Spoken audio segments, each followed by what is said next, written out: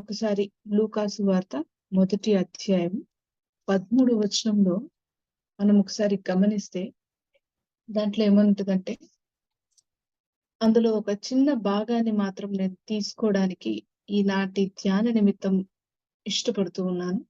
నీ ప్రార్థన వినపడినది. ఇది జకరయ్య గారికి ఎలిజబెత్ గర్భవతి కాకముందు దేవుడిచ్చిన మాట. ఆయన యాజకత్వం చేస్తూ ఉన్నప్పుడు అక్కడ దూత కనిపించి గబ్రియేలు నీ ప్రార్థన వినపడినది అని చెప్పినాడనమాట. చెప్పినప్పుడు అక్కడ యాజకత్వం చేస్తున్న ఈయన చాలా భయపడ్డాడు. తర్వాత దేవుని చిత్త ప్రకారంగా సమస్తము జరిగినట్లు మనము గమనిస్తా ఉన్నాం. అదే కీర్తనలు 143 10వ వచనాన్ని మీరు మనం ఒకసారి దాని వైపు ఒకసారి జ్ఞాపకం చేసుకుంటే, అందులో ఇక్కడ కీర్తనకారుడు రాస్తా ఉన్నాడు ఏంటంటే, ఇక్కడ ఒక మంచి ప్రార్థన ఇక్కడ కీర్తనకారుడు దేవుని సన్నిధిలో కుమ్మరించడం మనం గమనిస్తాం. ఇది మనం ఎన్ని ప్రార్థనలు చేసినా దాదాపు మన కంటెంట్ ఇదే. క్రీస్తు గెత్సేమనే తోటలో ఉన్నప్పుడు కూడా ఈ ప్రార్థననే దాదాపు ఆధారం అయి ఉన్నట్లు మనము గమనించగలం. 143:10లో ఏమంటదంటే, నీవు నా దేవుడవు, నీ చిత్తానుసారంగా ప్రవర్తించుట నాకు నేర్పుము. సర్వశక్తిమంతుడు ఆది సంభూతుడు భూమి మీదకి వచ్చినప్పుడు ఈ యేసయ్య ఏం చేశారంటే, గెత్సేమనే తోటలో చివరిగా ఈ కల్వరి సిలువను ఎదుర్కొని పోయే ముందు చెమట రక్త బిందులుగా మారి ప్రార్థిస్తున్నప్పుడు, దేవా ఇది నా వల్ల కాదు, కానీ నా చిత్తం కాదు, కానీ నీ చిత్తానుసారంగా జరగడం నాకు ఇష్టము అని అక్కడ ప్రార్థించాడు. అదే విధంగా ఈ కీర్తనకారుడు కూడా అంటాడు 143లో, నీవు నా దేవుడు, you are my God, no other God to whom I can. నా కొండల తట్టు నేను నీ వైపు తప్ప ఇంకెక్కడ నా చెయ్యి ఎత్తలేను. నీ చిత్తానుసారంగా ప్రవర్తించడం, ఎలా ప్రవర్తించాలి, only to do your will, అది మాత్రమే నాకు నేర్పించు. నాట్ మై విల్, నాట్ నా ఓన్ అండర్స్టాండింగ్ పైన కాదు, కానీ నీ చిత్తానుసారంగా ఉండడం నాకు నేర్పించు అని కీర్తనకారుడు ఇక్కడ ప్రార్థించడం మనం గమనిస్తాం. ఇంకా ఏమని అంటాడంటే, దయగల నీ ఆత్మ, ఆయన దయగలిగిన దేవుడు, ఈ పరిశుద్ధాత్మ సమభూమి గల ప్రదేశమందు నన్ను నడిపించును గాక. సమభూమి గల ప్రదేశం అంటే కొన్నిసార్లు కొండ అనుభవాలు ఉంటాయి, కొన్నిసార్లు లోయ అనుభవాలు ఉంటాయి. కీర్తనకారుడు అంటాడు, దేవా మేము కొండ మీద నిన్ను నాట్యమార్చను. లోయలో ఆకాను లోయ అనుభవం కూడా ఈ ఇజ్రాయేలీలకు ఉన్నట్లు మనము ఇలాంటివి మనము గమనిస్తా ఉన్నాం. సో ఇవన్నీ కాదు, కానీ సమభూమి గల ప్రదేశం, ఎక్కడ నేను ఎగ్జైట్ అవ్వకుండా, ఎక్కడ నేను లో ఇన్ ద స్పిరిట్ ఫీల్ అవ్వకుండా, నన్ను సమభూమి గల ప్రదేశంలోనికి నన్ను నడిపించు అని కీర్తనకారుడు ఇక్కడ దేవాది దేవుడైనటువంటి దేవునికి మొరపెట్టడం మనం చూస్తాం. అదే 1 యోహాను 5:14లో ఏమని ఉంటుందంటే, ఆయన చిత్తానుసారంగా మనం ఏది అడిగినాను, ఆయన చిత్తం చేయడమే మనం కోరుకున్నప్పుడు, ఆయన చిత్తానుసారంగా మనం ఏది అడిగినా ఆయన మనవి ఆలకించినని ఖచ్చితంగా మన దేవుడు మన ప్రార్థన ఆలకిస్తాడు. ఆయన చిత్తం ఏంటి, ఆయన ఇచ్చిన ప్రతి వాక్యము మనకు ఆయన చిత్తాన్ని మనకు నేర్పిస్తా ఉంటది. ఇంకా మన డైలీ ఛాలెంజెస్ లో అనేకమైన ఛాలెంజెస్ వస్తా ఉంటాయి. కొన్ని సందర్భాల్లో మనము లోకం వైపు నడవబడడానికి, ఏడవబడడానికి అనేక శోధనలు, టెంప్టేషన్స్ వచ్చినప్పుడు 1 కొరింథీలు 10:13 ప్రకారం మనకు ఒక శుభ నిరీక్షణ, దేవుడు నమ్మదగిన దేవుడు. ఇట్టి దేవుడు, మనల్ని చెయ్యి వదిలిన దేవుడు, మనల్ని విడువని ఎడపాయని దేవుడు, మనల్ని అనునిత్యము శోధనల గుండా, కష్టాల గుండా, అవసరతల్లో మనం ఆయన వైపు చూసినప్పుడు ఎప్పుడు నమ్మదగిన దేవుడు మనల్ని చెయ్యి విడవక నడిపించినట్లు మనం అనేక సందర్భాలలో మన వ్యక్తిగత సాక్ష్యాలు మనకు కలిగి ఉన్నాం. ఇంకా ఈ దేవుడు ఎలాంటి దేవుడు అంటే, మనకందరికీ తెలిసిన అధ్యాయం యెహోవా నా కాపరి, నాకు లేమి కలుగదు. లేమి అంటే డబ్బు గురించి నేను మాట్లాడడం లేదు కానీ, కొ కొలస్సీల పత్రిక 2:3 ఏంటంటే, బుద్ధి, జ్ఞానము, సర్వ సంపదలు. అంటే డబ్బు కూడా కొనలేనివి కొన్ని ఉన్నాయి. సంతోషం అయుండొచ్చు, తర్వాత సమాధానం అయుండొచ్చు, కనికరం అయుండొచ్చు. యూదా పత్రిక 1, 2 ప్రకారము మనకు కనికరము, సమాధానము, ప్రేమను విస్తరింప చేయగలిగిన దేవుడు. మన సరిహద్దుల్లో మనం అన్నీ బాగున్నట్లే అనిపిస్తాయి కానీ కొన్నిసార్లు ఇవి చాలా కరువుగా కనిపిస్తా ఉంటాయి. మనం బుద్ధి కలిగి కొన్నిసార్లు ప్రవర్తించలేదేమో అన్నట్లు మనకు అనేక సందర్భాల్లో అనిపించుండొచ్చు. ఇంకొంచెం జ్ఞానంతో మనం మాట్లాడి ఉంటే అక్కడ మనం దేవుని యొక్క ప్రేమను అక్కడ ఎగ్జిబిట్ చేసిండొచ్చేమో మనం కొన్నిసార్లు బాధపడుతూ ఉంటాం.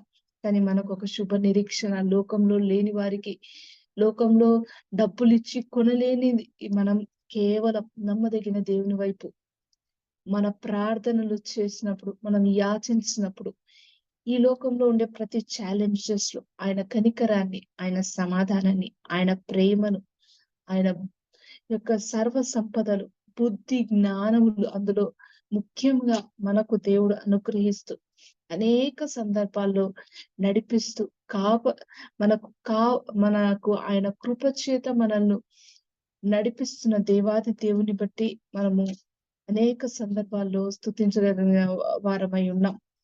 ఫిలిప్పీలు 4:13 ఏదైనా మనకు కష్టమైనప్పుడు, మనం నడవలేని స్థితిలో ఉన్నప్పుడు, మనం చెప్పుకోలేని సమస్యలు ఉన్నప్పుడు, ఇంకింతేనా, ఇంక ఏదీ లేదు అనన్నప్పుడు మనకొక శుభ నిరీక్షణ ఉంది. పౌలుకు కూడా ఈ శుభ నిరీక్షణ ఉంది. అంత భక్తుడైనప్పటికీ ఈ పౌలు గారంటారు, "నన్ను బలపరచు అని అందే. నన్ను బలపరిచే దేవుని యందే మనల్ని అం మన అట్టి దేవుని యందు మనం సమస్తము చేయగలం." సువార్తలో ముఖ్యంగా నువ్వు, నేను మనకొక దేవుడిచ్చిన గ్రేటెస్ట్ కమిషన్ ఏంటంటే, మనం యుగ సమాప్తి వరకు మనతో ఉండే దేవుడు కోరుకునేదేంటంటే, మనము ఆయన గురించి ప్రకటించాలని, ఆయనను అనేకులకు పరిచయం చేయాలని. ఎవరైతే నరకానికి పాత్రులవుతున్నారో వారిని పరలోకపు పాత్రులుగా చేయటానికి ఆయన బలమైన సాధనాలుగా వాడుకోవాలని ఇష్టపడుతున్న దేవాది దేవునికి మనం బలమైన సాధనాలుగా వాడబడాలంటే మనం అనేక బలహీనత కలిగిన మనల్ని బలపరచు వాని యందే సమస్తము చేయగలం. అది ఎలాంటి ఛాలెంజ్ అయినప్పటికీ మనం బైబిల్‌లో చూస్తే యెహోవా నా కాపరి, నాకు లేమి కలుగదు అన్న ఈ మాటకి ఇర్మియా గ్రంథం అంటేనే మొత్తం విలాపం, అంతా ఏడుపే. ఆ ప్రవక్త 40 సంవత్సరాలు పరిచర్యలో ఉన్నప్పటికీ కన్నీళ్లతో దేవుని సన్నిధిలో గడపటం, ప్రజల్ని బట్టి అనేక సందర్భాల్లో గోజాడుతూ ఉండడం, వారిని హెచ్చరిస్తూ ఉండడం. అలాంటి ఈ ప్రవక్త అంటా ఉన్నాడు 50:19లో, ఇశ్రాయేలు వారిని తమ మేత స్థలములకు నేను తిరిగి రప్పించుదనని దేవుడు ఈ ప్రవక్త ద్వారా మాట్లాడుతా ఉన్నాడు. అదే దేవుడు మనతో కూడా అంటా ఉన్నాడు. మన మేత స్థలం మన కాపరికి తెలుసు. మనం ఆయన గొర్రెలం కాబట్టి, మనం ఆయన స్వరం వింటున్నాం కాబట్టి ఖచ్చితంగా మనం ఎలాంటి ఛాలెంజెస్‌లో, ఎలాంటి పరిస్థితిలో ఉన్నా, ఎంతగా మనం దేవుని వైపు కనిపెడుతున్నామో, దేవుడు మనతో అంటున్నాడు, "నీ ప్రార్థన వినబడి ఉన్నది. నువ్వు నా చిత్తం చేయాలనుకుంటున్నావు కాబట్టి ఖచ్చితంగా తన ఆత్మ భూమి గల ప్రదేశాలలో మనల్ని నడిపిస్తా ఉంటది." అదే మార్కు సువార్త 11వ అధ్యాయం 22లో దేవాది దేవుడైన యేసు ప్రభుల వారంటారు, "ఈ కొండను చూచి నీవు ఎత్తబడి సముద్రంలో పడవేయబడమని చెప్పి తన మనసులో సందేహింపక తాను చెప్పినది జరుగునని మీతో నిశ్చయంగా చెప్తా ఉన్నానన్నాడు." అంటే కొండ అంటే అది ఎలాంటి సమస్య అయినప్పటికీ. ఒకవేళ పిల్లలైతే ఎగ్జామే వాళ్ళకి కొండ అయ్యుండొచ్చు.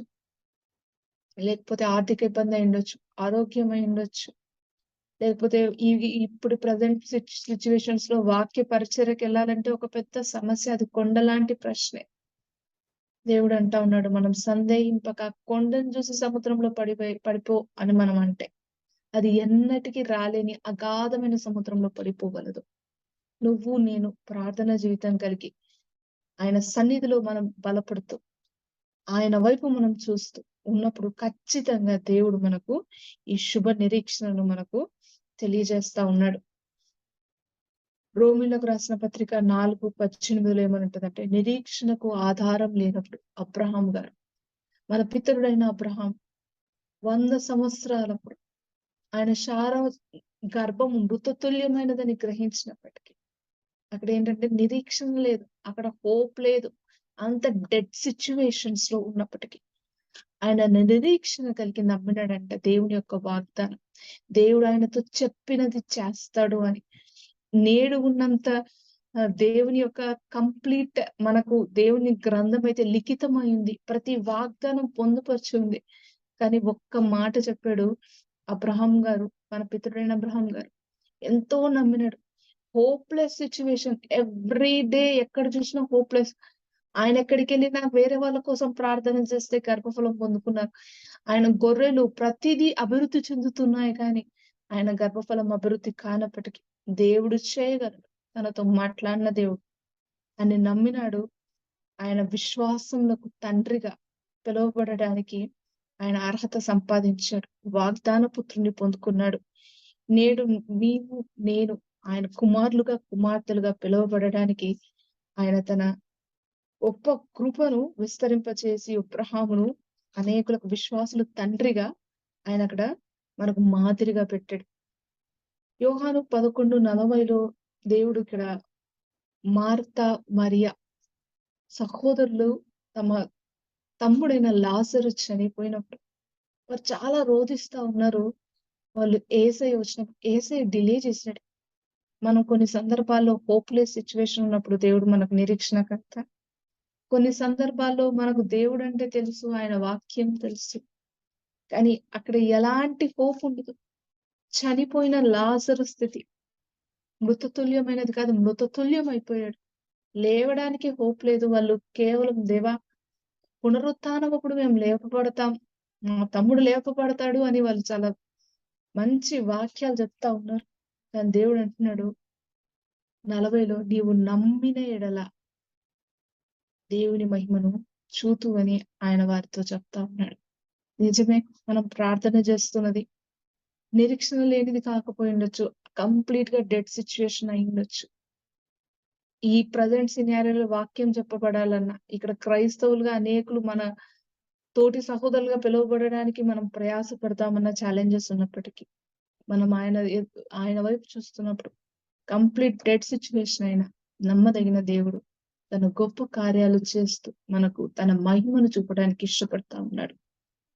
అదే మత్తయి సువార్త 8:26 ఇక్కడ ఆయన శిష్యులతో, ఆయనతో నడుస్తున్న శిష్యులు, ఆయన వాక్యం వింటున్న శిష్యులు, ఆయన అద్భుతాలు అనుభవిస్తున్న శిష్యులు, ఆయనతో ప్రయాణమైతున్న శిష్యులు ఈ ఓడలో ఉన్నారు. కానీ ఒక తుఫాను వచ్చింది, ఒక సమస్య వచ్చింది, ఒక అలజడి వచ్చింది. కానీ వాళ్ళైతే దేవుని వైపు మరొక్కసారి వెళ్ళి దేవుని తట్టి, lord come and deal with this situation. దేవుడు అంటున్నాడు, why are you depending on me? ఎందుకు మీకు లిటిల్ ఫెయిత్ ఉంది, అల్ప విశ్వాసం ఉంది. Start to exhibit your faith. ఇప్పుడు నా చేతిలో కాదు, మీ చేతికి ఇచ్చేసాను. మీరు మాట్లాడండి ఆ కొండ లాంటి పరిస్థితుల్లో. మీరు నా చిత్తం ప్రకటించడం ప్రారంభించండి. నేను మీతో బోధించినది మీరు దాన్ని ఇంప్లిమెంట్ చేయడం స్టార్ట్ చేయండి. మీ కొండలు, మీ లోయలు దేవుడు సమభూమి గల ప్రదేశంగా మారుస్తాడు. అది స్టార్మ్ అయినప్పటికీ దేవుడు దాన్ని కామ్ డౌన్ చేయగలుగుతాడు అని దేవుడు మరొకసారి మనతో మాట్లాడుతూ ఉన్నాడు. నిరీక్షణ లేనప్పటికీ మనం నిరీక్షణ కలగడానికి మనకు నిరీక్షణకర్త ఉన్నాడు. మన విశ్వాసాన్ని కొనసాగించే గొప్ప దేవుడు ఉన్నాడు. అబ్రహాం గారు మనకు చాలా మంచి ఎగ్జాంపుల్. మనం ప్రార్థిస్తున్నప్పటికీ అది డెడ్ గా ఉన్నప్పటికీ దేవుడు దాంట్లో తన జీవాన్ని ఊది మనకు మన ప్రార్థనకు జవాబు ఇవ్వగలిగిన దేవుడు. అది కంప్లీట్ గా డెడ్ అయినప్పటికీ మనం నిరీక్షణ కలిగి ఆయన వైపు చూస్తూ ఆయన మహిమ కొరకు ఎదురు చూస్తే ఆయన తన మహిమను చాటడానికి ఇష్టపడతా ఉన్నాడు. మనం మన విశ్వాసంలో గట్టిగా ఉన్నప్పుడు అల్ప విశ్వాసులు కాక, ప్రతిరోజు దేవుని శోధించక, దేవుడు మనకు నేర్పించిన ప్రార్థనా జీవితం ఆయన చిత్తానుసారంగా అడుగుతూ, దేవా నువ్వు మా కాపరివి, నువ్వు మాకు సమభూమి గల ప్రదేశంలోనికి మమ్మల్ని నడిపిస్తావు, మాకు కొదువులు ఉండవు, మాకు లేమి ఉండవు అని మనం నమ్మినప్పుడు దేవుడు మనల్ని అట్టి విశ్వాసం ద్వారా నడిపిస్తూ అనేకమైన తన చిత్తానుసారమైన కార్యాలు చేస్తూ మనతో నడవడానికి ఇష్టపడతా ఉన్నాడు. 1 కొరింథీలు 2:9 ప్రకారం దేవుడు తన్ను ప్రేమించు వారి కొరకు ఏవి సిద్ధపరిచినా అవి కంటికి కనపడలేదు. 5 రొట్టెలు 2 చేపలు కేవలం 5 రొట్టెలు 2 చేపల్లాగా కనిపించాయి. మనం దేవునికి ఇచ్చినప్పుడు 5,000 మంది సమస్యను తీర్చగలదు. అవి కంటికి కనపడవు, చెవికి వినపడవు, మనుష్య హృదయానికి గోచరం కావు.